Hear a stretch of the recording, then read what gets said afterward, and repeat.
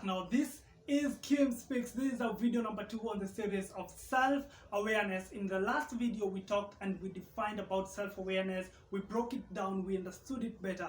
Now today we want to understand the science or the brainwork behind self-awareness. Now if you look at the brain, it is divided in different parts, but for this particular video we'll look at 3 parts. We'll look at the neocortex, we'll look at the limbic system, and then we'll look at the basal ganglia. If you look at the alignment of these 3 parts, the neocortex easily accessible, limbic system is a bit deeper, and the basal ganglia, which is actually the root of the brain, is way deeper to get to. Now self-awareness goes through these 3 brain levels. Now the first one, the neocortex, is easy to access. This is the logical brain. This is where thoughts are very well outlined. This is where you think logically. It has no emotion attached to it. This is the mathematical and scientific part of the brain. Now when you go deeper, you go into the limbic system. The limbic system, now there is where emotions happen.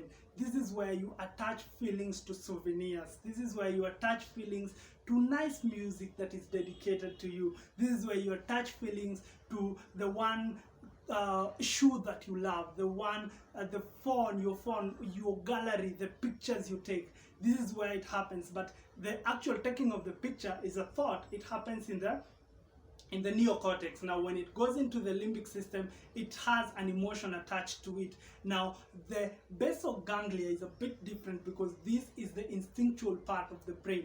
This one actually we cannot access directly, but there can be a connection between the limbic system and the ganglia. But this is the information in the basal ganglia is automatic. This is the information that makes you see a lion and you run without thinking. This is the information that when you feel something is hot, your hand moves away very fast without even asking yourself, do I move my hand, do I touch it, or anything. You can't afford.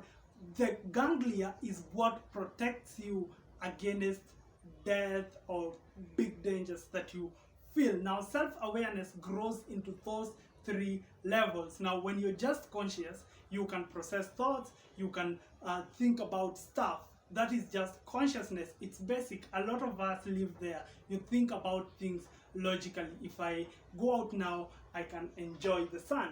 But if enjoying the sun now becomes something emotional, something that you feel that is a bit personal to you, now it goes to the limbic system. Here we think with emotions. Now when you're learning about self-awareness, when you're able to differentiate between the logic and the emotion and actually point out that this is attached to an emotion and know what emotion is attached to a particular thing, you have started the journey.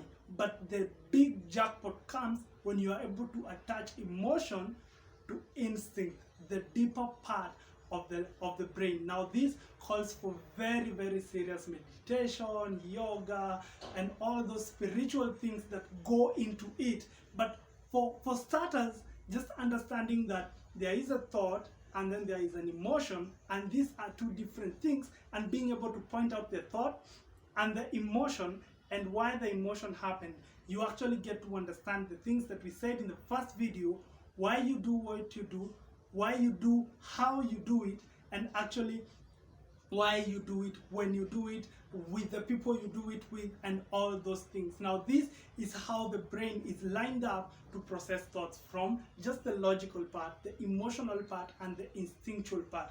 When you understand the instinctual part and you're able to connect it with the emotion and the thought, then you actually get to the level that we say you are self-aware.